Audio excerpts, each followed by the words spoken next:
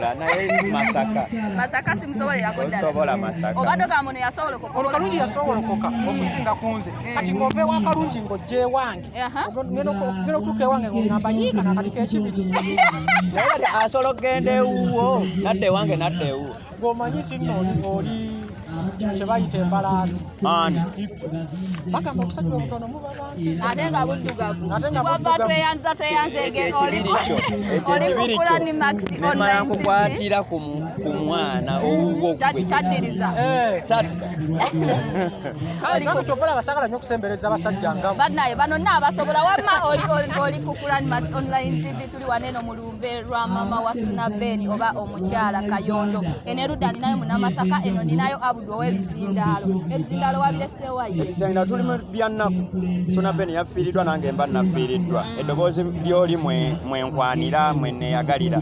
so aba yafiiriddwa nange mba ninonnyolwa mba ninowummuza ebyokulwanisa nenzija play buno boteeka kuno bwe bayita batya oyo ekirevu ali Suna agenda n'akaddiwamu kati bw'akaddiwamu mba nina okugjayo ekifaananyi ekyo waba akaddiye yeeyo gyolaba ennoni ekyo kirevu kiba kirevu munange olaba nange nagenda ne mulaba naye ndowooza musajja kumbe naye nagenda okulaba nsobola n'okuwa muto gwange wanyima awula twala kalino weesiimye gwe ekyekifaananyi wakimulabamu naye kati gwe sisobola nze ate lwaki bw'ojjayo eri empale yaffe n'okwata wano kwatawoko tulabe wano bwewati empale ya Lazaalo annaye munatusonyiwa wadde tuli mu nseko naye nga byannaku nga kitalo nnyo ekyamaama wa kitalo ddala mawulire gazze bubi gatukubye enkikwe kwegamba ebintu byazze bubi nnyo nnyo ddala olunaku olweggulo abamu twaluddewo okugenda ku online twabadde n'emirimu egy'enjawulo tetukwasaganya kati tugenda okugenda ku online okuteekayokko bwe tuti wabadde okuteekayo bwe tuti nga oscrollinga bwoti naddala TikTok eyo wadde oscrollinga bwoti nga miranga oscrollinga bwoti nga miranga oscrollinga bwoti nga miranga so nze kyankubye wala nnyo wadde Kalungi oyo mulaba mukwano gwange naye badde tannambulirako kigambo n'ekyo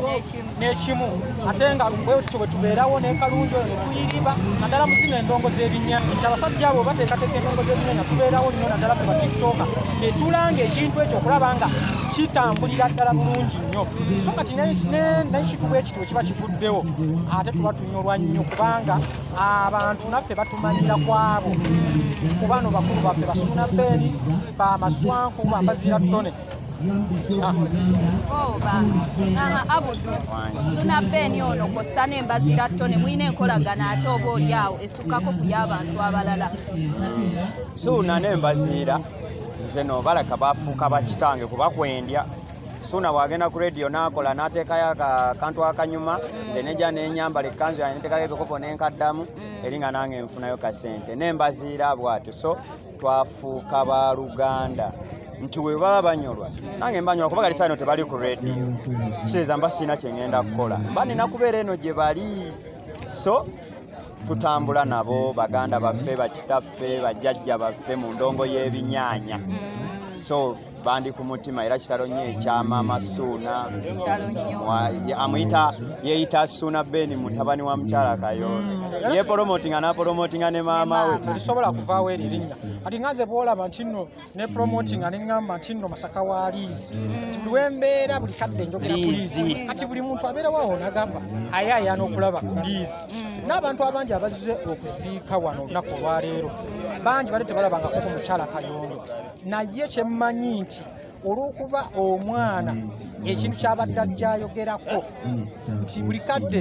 mukyala Kayondo bwebakwata vidiyo Suna Ben wadde ajja eno mu kyalo ng'omulaba ng'akwata vidiyo ez'enjawulo ng'ali ne maama we bali mu ssanyu ery'enjawulo kati abantu abasinga bonna basikiriziddwa ne bagamba bannaye katugende tumulinnyire mu musaayi tubeerewo kubanga ebyaddala abadde ayagala maama we kizibu nnyo okusanga abantu twagala abantu baffe naye okubeerayo n'omuntu w'oyo ow'enjawulo n'obeera ng'omujjajja ttabootyo batono njagala Suna Ben gy'abadde ayagala maama we etulowoozesa ffe abamu nti abaffe tulabika tetubaagala waliwo wotuuka akasana n'ogamba naye owange mwagala nasobola okumala ennaku bbiri nga simukubidde nga tomwogedde nako Suna Ben buli wadde bamuyita mu interview wonna ng'asooka kigambo kimu mukyala Kayondo Suna Ben mutabani wa mukyala Kayondo ate n'akyogera kwegamba nga yamutegeera ku mutima yabadde yamutegeera ku mutima so naffe kyekituleese embungi nga bwetulaba wano ne tujja okunyolerwa wamu ne munnaffe muganda waffe mukulu waffe Suna Ben olw'okuba nga aviiriddwako maama we kikolwa mu mitima gyaffe kinaffe kyetuwulira nga tuyisiddwa bubi nnyo nze era wenabirabye wano ku mitimbagano nsose nempaka naawo kanaawo naye oluvannyuma musawo Franka waliwo omwami lwata musawo Franka nemukubirako kalungi oyo omulaba oyo kalungi akajjako oyo wobadde ojjako essimu yo ssebo